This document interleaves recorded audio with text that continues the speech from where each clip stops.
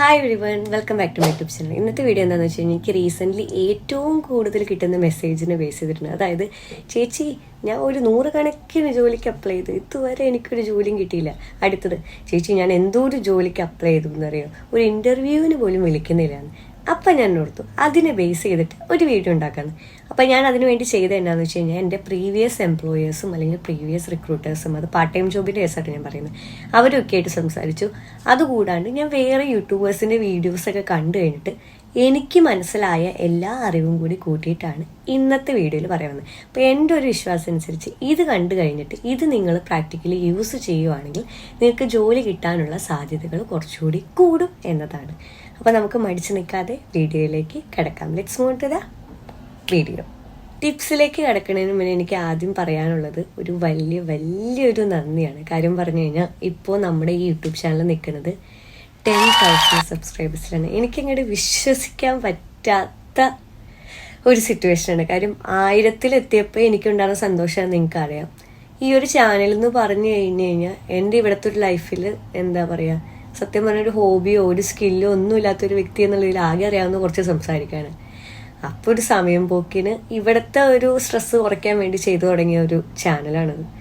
അപ്പം ഞാനോർത്തു ഓക്കെ 1000 ഒക്കെ hit ചെയ്തപ്പോഴോർത്തു okay 1000 ഇനി എന്താവാനെന്ന് വിചാരിക്കുമ്പോൾ ഒരു 10,000 ഹിറ്റ് ചെയ്ത് ദൈവമേ, എനിക്കൊന്നും പറയാനില്ല. ഞാൻ വളരെ ഗ്രേറ്റ്ഫുള്ളാണ്.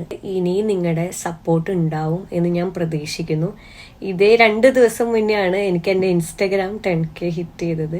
അപ്പം അതിന് ഞാൻ വളരെ ഗ്രേറ്റ്ഫുള്ളാണ്. എല്ലാം ഒരുമിച്ച് നടക്കുന്നതിൽ. ഇപ്പോൾ തന്നെ നമ്മുടെ സ്റ്റുഡൻറ് കമ്മ്യൂണിറ്റിയും 2000 ഹിറ്റ് ചെയ്യാറായി. അതായത് ഇപ്പോൾ 1912 സ്റ്റുഡൻസാണ് നമ്മുടെ സ്റ്റുഡൻറ് കമ്മ്യൂണിറ്റിയിലുള്ളത്. ഇതിനൊക്കെ എനിക്ക് വാക്കുകളില്ല പറയാൻ. ഞാൻ അത്രയും ഗ്രേറ്റ്ഫുള്ളാണ്. ഇനിയും നിങ്ങൾ സപ്പോർട്ട് ചെയ്യുമെന്ന് വിചാരിക്കുന്നു. ഇനി തൊട്ട് ഞാൻ കൺസിസ്റ്റൻ്റ് ആയിട്ട് പോസ്റ്റ് ചെയ്യാൻ ശ്രമിക്കുന്നതാണ്. കാര്യം പറഞ്ഞു കഴിഞ്ഞാൽ ഇപ്പം എൻ്റെ പ്ലേസ്മെൻറ്റ് തുടങ്ങി. 5 ദിവസം പ്ലേസ്മെൻറ്റ് ഉണ്ട് ഇതിൻ്റെയൊക്കെ ഇടയിൽ. പക്ഷെ ഞാൻ മാക്സിമം ശ്രമിക്കുന്നതാണ്. വേറെ തന്നെ ഇപ്പോൾ സ്റ്റുഡൻറ് കമ്മ്യൂണിറ്റി എന്ന് പറയുന്നത് കൊണ്ട് പറയുകയാണ്, നിങ്ങൾക്ക് ഇനി നമ്മുടെ ഈ സ്റ്റുഡൻറ് കമ്മ്യൂണിറ്റിയിൽ ചേരണം. സ്റ്റുഡൻറ് കമ്മ്യൂണിറ്റിനെ പറ്റി അറിയാത്തവർക്ക് വേണ്ടി പറയുകയാണ്. ഈ സ്റ്റുഡൻറ് കമ്മ്യൂണിറ്റി എന്തിനാണെന്ന് വെച്ച് കഴിഞ്ഞാൽ, നിങ്ങൾ ഓസ്ട്രേലിയയിലോട്ട് വരാനിരിക്കുന്നവരോ അല്ലെങ്കിൽ ഓസ്ട്രേലിയയിൽ പഠിക്കുന്നതിനെ പറ്റി കൂടുതൽ അറിയാൻ താല്പര്യപ്പെടുന്ന ഒരു സ്റ്റുഡൻ്റ് ആണെങ്കിൽ നിങ്ങൾക്ക് ജോയിൻ ചെയ്യാൻ പറ്റിയൊരു കമ്മ്യൂണിറ്റിയാണ് നമ്മുടെ. അപ്പം നിങ്ങൾക്ക് എന്ത് ഡൗട്ട് ഉണ്ടെങ്കിലും എന്നെക്കാൾ മുന്നേ അവിടെയുള്ള സ്റ്റുഡൻസിന് ആൻസർ ചെയ്യാൻ പറ്റും. കാര്യം പറഞ്ഞാൽ ഞാൻ കൂടുതലും തിരക്കാണ്, ഞാൻ റെസ്പോണ്ട് ചെയ്യും, പക്ഷേ ഇച്ചിരി സമയം എടുക്കും. അപ്പം നിങ്ങളെ ഏറ്റവും ബെസ്റ്റ് ആയിട്ടുള്ള ഓപ്ഷൻ എന്താണെന്ന് വെച്ച് കഴിഞ്ഞാൽ, നിങ്ങൾ ഈ സ്റ്റുഡൻറ് കമ്മ്യൂണിറ്റിയിൽ ജോയിൻ ചെയ്ത് നിങ്ങൾക്ക് എന്ത് ഡൗട്ട് ഉണ്ടെങ്കിൽ അവരോട് വെച്ചാൽ ഇപ്പം തന്നെ അത്രയും സ്റ്റുഡൻസ് ഉള്ള കാരണം നിങ്ങളുടെ ആൻസർ കിട്ടാനായിട്ട് അങ്ങനെ ഒരു പഞ്ഞം ഉണ്ടാവത്തില്ല, പെട്ടെന്ന് ഉത്തരം കിട്ടും എന്നതാണ് എനിക്ക് പറയാനുള്ളത്. പിന്നെ കുറേ പേരുടെ DMs ഇപ്പോഴും വെയിറ്റിംഗ് ആണെന്ന് എനിക്കറിയാം. എന്താ പറ്റണേന്ന് വെച്ച് കഴിഞ്ഞാൽ, എനിക്ക് നിങ്ങളോട് പറയാനുള്ള റിക്വസ്റ്റ്, നിങ്ങളൊരു മെസ്സേജ് ചെയ്തിട്ട് വെയിറ്റ് ചെയ്യാമെന്നാണ്. നിങ്ങളിങ്ങനെ കണ്ടിന്യൂസ് ആയിട്ട് മെസ്സേജ് അയച്ചു കഴിഞ്ഞാൽ പറ്റണ എങ്ങനെയാണെന്ന് വെച്ച് കഴിഞ്ഞാൽ, നിങ്ങളുടെ ഏറ്റവും അവസാനം അയച്ച മെസ്സേജിൻ്റെ ടൈം ആയിരിക്കും ഞാൻ കാണുന്നത്. ഞാൻ മെസ്സേജിന് റെസ്പോണ്ട് ചെയ്യുന്നത് മെസ്സേജിൻ്റെ ടൈം നോക്കിയിട്ടാണ്. ആദ്യം മെസ്സേജ് അയച്ചവർക്ക് റെസ്പോണ്ട് ചെയ്ത് പോകുന്നു, അങ്ങനെയാണ്. അപ്പം നിങ്ങൾ കണ്ടിന്യൂസ് ആയിട്ട് മെസ്സേജ് അയച്ചു കഴിഞ്ഞാൽ നിങ്ങളുടെ റീസെൻ്റ്ലി അയച്ച മെസ്സേജിൻ്റെ ടൈം ആയിരിക്കും എൻ്റെ വന്ന് കിടക്കുന്നത്. അപ്പോൾ പിന്നെയും ലേറ്റ് ആവത്തേ ഉള്ളൂ. നിങ്ങൾക്ക് നമ്മുടെ സ്റ്റുഡൻറ് കമ്മ്യൂണിറ്റിയിൽ ജോയിൻ ചെയ്യണം. അതായത് നിങ്ങൾക്ക് ഓസ്ട്രേലിയയിലേക്ക് വരാനിരിക്കുന്നവരോ അതിനെപ്പറ്റി പഠിക്കുന്നതിനെപ്പറ്റി അറിയാൻ താല്പര്യപ്പെടുന്ന ഒരാളാണെങ്കിൽ നിങ്ങൾക്ക് ജോയിൻ ചെയ്യണമെങ്കിൽ നിങ്ങൾ എന്നാ ചെയ്യണമെന്ന് വെച്ചാൽ, നമ്മുടെ ഈ യൂട്യൂബ് ചാനൽ സബ്സ്ക്രൈബ് ചെയ്തിട്ട് സബ്സ്ക്രൈബ് എന്നുണ്ട് എനിക്ക് ഇൻസ്റ്റഗ്രാമിലോ DM അയക്കുക. ഇൻസ്റ്റഗ്രാമും ഫോളോ ചെയ്യാനായിട്ട് ശ്രമിക്കുക. എന്നാന്ന് വെച്ചാൽ ഇൻസ്റ്റഗ്രാമിൽ ഞാൻ എൻ്റെ ഡെയിലി ലൈഫും അല്ലാണ്ട് ഇപ്പോൾ ജോലി കിട്ടാനുള്ള ടിപ്സൊക്കെ ആഡ് ചെയ്യാറുണ്ട്. വേറെ എന്താ, ഇനി നമുക്ക് മെയിൻ വീഡിയോയിലേക്ക് കിടക്കാം. പിന്നെ എനിക്ക് പറയാനുള്ള, ഇപ്പോഴും നിങ്ങൾ അക്കോമഡേഷൻ നോക്കിക്കൊണ്ടിരിക്കുന്ന ഒരു വ്യക്തിയാണ്, ഇതുവരെ അക്കോമഡേഷൻ കിട്ടിയിട്ടില്ലെങ്കിൽ ആംബർ സ്റ്റുഡൻറ് അക്കോമഡേഷനെ പറ്റിയിട്ടാണ് ഇന്ന് എനിക്ക് പറയാനുള്ളത്. അതായത്, നിങ്ങളുടെ യൂണിവേഴ്സിറ്റി ഏതാണോ അല്ലെങ്കിൽ നിങ്ങളുടെ കോളേജ് ഏതാണോ അതിന് തൊട്ട് ചേർന്ന് തന്നെ അക്കോമഡേഷൻ കണ്ടുപിടിച്ച് തരുന്നു എന്നതാണ് ഇവരുടെ ഏറ്റവും വലിയ പ്രത്യേകത. ഇപ്പോഴത്തെ ഒരു സിറ്റുവേഷനിൽ ഇപ്പോൾ ക്യാപ്പൊക്കെ ഇൻട്രൊഡ്യൂസ് ചെയ്യുന്നു എന്ന് നിങ്ങൾ കേട്ടിട്ടുണ്ടാവും ഞാൻ വിചാരിക്കുന്നത്. ഇൻ്റർനാഷണൽ സ്റ്റുഡൻസിൻ്റെ എണ്ണം കുറയ്ക്കാൻ പോകുക എന്നൊക്കെ നിങ്ങൾ കേട്ടിട്ടുണ്ടാവും. അതൊക്കെ ഇങ്ങനെ താമസ സ്ഥലമില്ല അല്ലെങ്കിൽ അക്കോമഡേഷൻ ഇല്ലാത്തൊരു സിറ്റുവേഷനും കൊണ്ടാണ്. അപ്പം നിങ്ങൾക്ക് ഇതുവരെ കിട്ടിയിട്ടില്ല, നിങ്ങൾ നോക്കുന്നൊരു സിറ്റുവേഷൻ ആണെങ്കിൽ ബെസ്റ്റ് ഒരു ഓപ്ഷനാണ് എൻ്റെ ഒപ്പീനിയനിൽ നിങ്ങളോട് എനിക്ക് പറയാനുള്ളത് ആംബർ സ്റ്റുഡൻറ് അക്കോമഡേഷൻ. അപ്പം അവരുടെ ലിങ്ക് ഞാൻ വെബ്സൈറ്റിലെ ലിങ്ക് ഞാൻ ഡിസ്ക്രിപ്ഷനിൽ കൊടുത്തിട്ടുണ്ട്. അതുവഴി കയറി നിങ്ങൾ നിങ്ങളുടെ അക്കോമഡേഷൻ സെലക്ട് ചെയ്യാനായിട്ട് ശ്രമിക്കുക. കുറേ ബഡ്ജറ്റ് ഫ്രണ്ട്ലി ഓപ്ഷൻസ് ഉണ്ട്, അല്ലാത്തതും ഉണ്ട്. അപ്പോൾ ഫിൽറ്റർ ആഡ് ചെയ്ത് കഴിഞ്ഞാൽ എല്ലാ ഓപ്ഷൻസും നിങ്ങൾക്ക് കാണാനായിട്ട് പറ്റും. എങ്ങനെ പെട്ടെന്നൊരു പാർട്ട് ടൈം ജോലി കണ്ടുപിടിക്കാം, അതാണ് ഇന്നത്തെ വീഡിയോ. അപ്പം ശരിക്കും പറഞ്ഞു കഴിഞ്ഞാൽ ഇതിൻ്റെ ഒരു ഡീറ്റെയിൽഡ് വീഡിയോ, അതായത് ടിപ്സ് എന്നുള്ള രീതിയിലൊരു ഡീറ്റെയിൽഡ് വീഡിയോ ഞാൻ എന്തായാലും ഓൾറെഡി പോസ്റ്റ് ചെയ്തിട്ടുണ്ട്. അത് കാണാത്തവരാണെങ്കിൽ അത് ആദ്യം പോയി കാണുക. അതിനകത്ത് പറയാത്ത ടിപ്സ് മാത്രമേ ഞാൻ ഇതിനകത്ത് പറയുന്നുള്ളൂ. അതിനകത്ത് കുറച്ചുകൂടി പ്രാക്ടിക്കൽ ആയിട്ടുള്ള ടിപ്സാണ്. നിങ്ങൾ റെസ്യൂമെ ഉണ്ടാക്കുമ്പോൾ എങ്ങനെ ചെയ്യണം, എന്തൊക്കെയാണ് പോസ്റ്റ് ചെയ്യേണ്ടത് ജോലി കിട്ടാൻ എന്നൊക്കെ ഉള്ള രീതിയിലാണ് അതിനകത്ത് പറഞ്ഞേക്കുന്നത്. അതിനകത്ത് പറയാത്ത കാര്യങ്ങളാണ് ഇതിനകത്ത് പറയുന്നത്. പിന്നെ ഇന്ന് ഞാൻ പ്രത്യേകിച്ച് നോട്ട്സ് ഒന്നും ഉണ്ടാക്കിയിട്ടില്ല. എനിക്കങ്ങ് എൻ്റെ മനസ്സിൽ ഓർമ്മ വന്നത് അങ്ങ് പറയും. ആ ഒരു ഇതിനകത്താണ് ഇരിക്കുന്നത്. അപ്പം ആദ്യത്തെ നമ്മൾ സംസാരിക്കാൻ പോകുന്നത് കീവേഡ്സിനെ പറ്റിയിട്ടാണ്. അപ്പം നിങ്ങളോടൊപ്പം എന്തൊരു സാധനമാണ് കീവേഡ്സ്. കീവേഡ്സ് എന്താണെന്ന് നിങ്ങൾക്കറിയാം, പക്ഷെ അതും ഇതും തമ്മിൽ എന്താ ബന്ധം നിങ്ങൾ വിചാരിച്ചു കഴിഞ്ഞാൽ എനിക്ക് പറയാനുള്ളത്, കഴിഞ്ഞ ദിവസം ഞാൻ ഒരു റിക്രൂട്ടറുമായിട്ട് സംസാരിച്ചിരുന്നു. അപ്പോൾ ആളോട് ഞാൻ ചോദിച്ചു, നിങ്ങൾക്ക് ആയിരക്കണക്കിന് ജോലിക്ക് ആപ്ലിക്കേഷൻ വരുന്നുണ്ട്, നിങ്ങൾ എങ്ങനെയാണ് ഒരു റെസ്യൂമെ സെലക്ട് ചെയ്യുന്നത്? ആ 1000 പേരിൽ നിന്ന് 10 പേരെ നിങ്ങൾ എങ്ങനെയാണ് സെലക്ട് ചെയ്യുന്നത് ഞാൻ ചോദിച്ചു. അപ്പൊ അവര് പറഞ്ഞ സംഭവമാണ് ബോട്ട്സ്. ബോട്ട്സ് എന്ന് പറഞ്ഞാൽ എല്ലാവർക്കും അറിയാം, ഈ AI സാധനമാണ്, അല്ലെങ്കിൽ റോബോട്ട് ഒന്നല്ല, ഈ AI സാധനം. അതായത് ഇവർക്ക് കിട്ടുന്ന ചിലപ്പോൾ ആപ്ലിക്കേഷൻ എന്ന് പറഞ്ഞു കഴിഞ്ഞാൽ 1000 കൂടുതലോ 10,000 കൂടുതൽ ആപ്ലിക്കേഷനാ. അവരതിരുന്നെല്ലാം വായിക്കുന്നുണ്ടോ? ഒരിക്കലും ഇല്ല. അവരെന്നാ ചെയ്യണമെന്ന് വെച്ച് കഴിഞ്ഞാൽ ആദ്യം തന്നെ ആ ജോലിക്ക് ആപ്ലിക്കേഷനിൽ കുറെ റിക്വയർമെന്റ്സും ക്രൈറ്റീരിയ ഒക്കെ പറഞ്ഞിട്ടുണ്ടല്ലോ, അതിന് മാച്ച് ആയിട്ടുള്ളവരെ ബോട്ട് വഴി സെലക്ട് ചെയ്യുന്നു. അതായത് 10,000 ആപ്ലിക്കേഷൻ ഉള്ളെങ്കിൽ അതിൽ നിന്ന് അവർക്ക് വേണ്ടത് 10 ആപ്ലിക്കേഷൻ ആയിരിക്കും. ആ 10 ആപ്ലിക്കേഷൻ അവർ ബോട്ട്സ് വഴി സെലക്ട് ചെയ്യുന്നത്, അല്ലാണ്ട് അവരല്ല സെലക്ട് ചെയ്യുന്നത്. ബോട്ട്സ് എന്ന് പറഞ്ഞാൽ സിംപ്ലി പറഞ്ഞാൽ AI. അവർ കമ്പ്യൂട്ടർ ആപ്ലിക്കേഷൻ വഴിയാണ് സെലക്ട് ചെയ്യുന്നത്. അപ്പൊ എങ്ങനെയാന്ന് വെച്ച് കഴിഞ്ഞാൽ ആ AI എങ്ങനെയാ സെലക്ട് ചെയ്യുന്നത്? സിമ്പിൾ ആയിട്ട് പറഞ്ഞാൽ കീവേഡ്സ് വഴി. അതായത് ഇപ്പോൾ ഒരു ജോലി, ഫോർ എക്സാമ്പിൾ ഞാൻ പറയുന്നത് കസ്റ്റമർ സർവീസ് ജോലിയാണ്. അതിനകത്തുള്ള കീവേഡ്സ് എന്ന് പറഞ്ഞാൽ എന്താ? കസ്റ്റമർ ഇന്ററാക്ഷൻ, കമ്മ്യൂണിക്കേഷൻ സ്കിൽ, അങ്ങനെ കുറെ കീവേഡ്സ് അതിനകത്ത് കൊടുത്തിട്ടുണ്ടാവല്ലോ. അതെല്ലാം നിങ്ങളുടെ റെസ്യൂമേയിൽ ഉണ്ടെന്നായിരിക്കും ഈ AI നോക്കും. അങ്ങനെ അതിനകത്തുള്ള എല്ലാ കീവേഡ്സും മാക്സിമം നിങ്ങളുടെ റെസ്യൂമേയിൽ ആഡ് ചെയ്യുക. അതിനെ ബേസ് ചെയ്തിട്ടാണ് ബോട്ട് നിങ്ങളുടെ റെസ്യൂമെ സെലക്ട് ചെയ്യുന്നത്.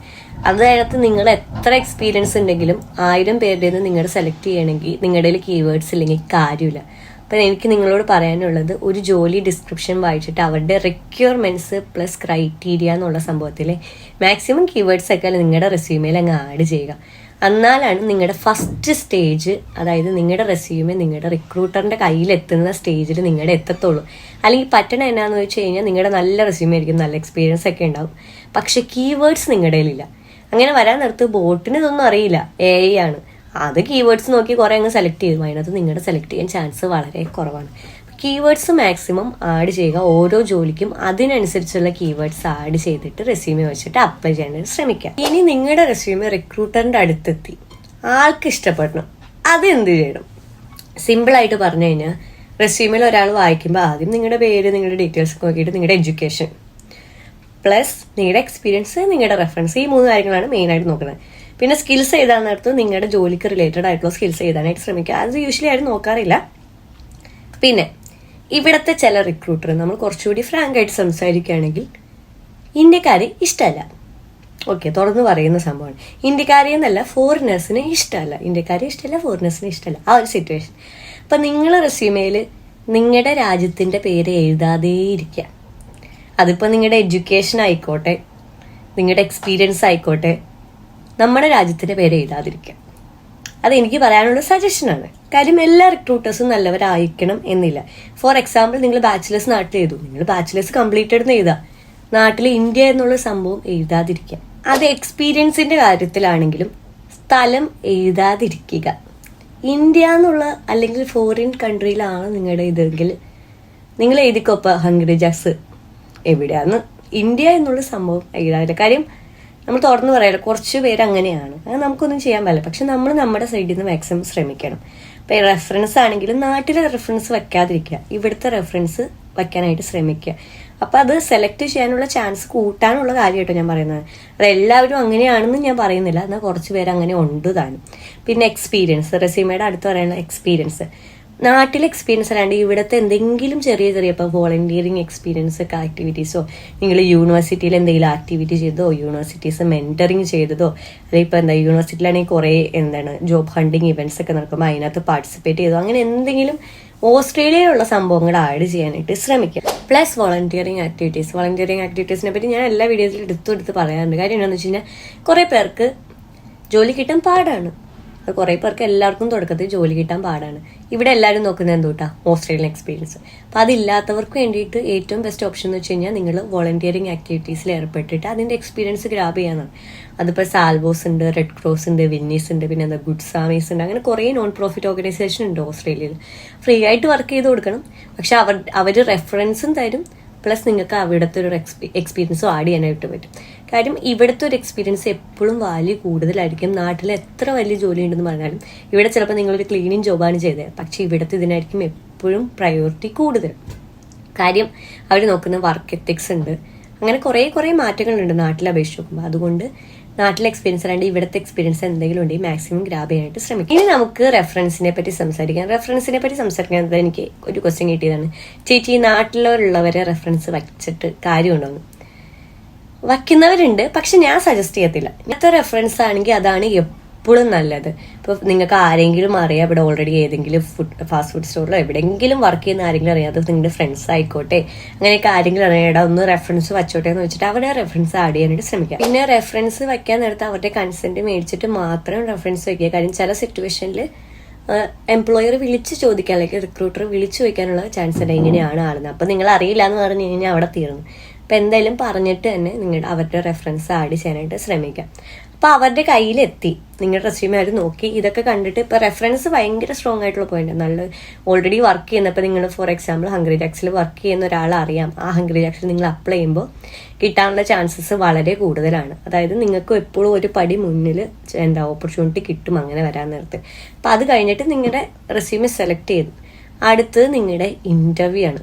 ഇൻ്റർവ്യൂവിന് ഇനി എന്നാ ചെയ്യുന്നുള്ളതിൽ എനിക്ക് പറയാനുള്ളത് ഇപ്പം പറഞ്ഞ പോലൊക്കെ തന്നെയാണ്. ഇന്ത്യ എന്നുള്ള സംഭവം അല്ലെങ്കിൽ ഫോറിൻ കൺട്രി എന്നുള്ള സംഭവം പറയാതിരിക്കാം. അത് ഇൻ്റർവ്യൂയുടെ കേസിലും അങ്ങനെയാണ്. നിങ്ങളുടെ എന്തൊക്കെയാണോ നിങ്ങളുടെ പോസിറ്റീവായിട്ടുള്ള കാര്യങ്ങൾ അതെപ്പോഴും എടുത്ത് പറയാനായിട്ട് ശ്രമിക്കുക. അപ്പം നിങ്ങളോർക്കും ഞങ്ങളതിന് ചെന്നിട്ട് ഇൻ്റർവ്യൂവിന് ചെന്നിട്ട് നെഗറ്റീവായിട്ടുള്ള കാര്യങ്ങളല്ലല്ലോ പറയുന്നതെന്ന്. അതായത് ഇപ്പം ഫോർ എക്സാമ്പിൾ ഞാൻ പറയുന്നത് ഇന്റർനാഷണൽ സ്റ്റുഡൻസിന് എങ്ങനെയാണെന്ന് വെച്ച് കഴിഞ്ഞാൽ കുറച്ച് നെഗറ്റീവ്സ് ഉണ്ട്.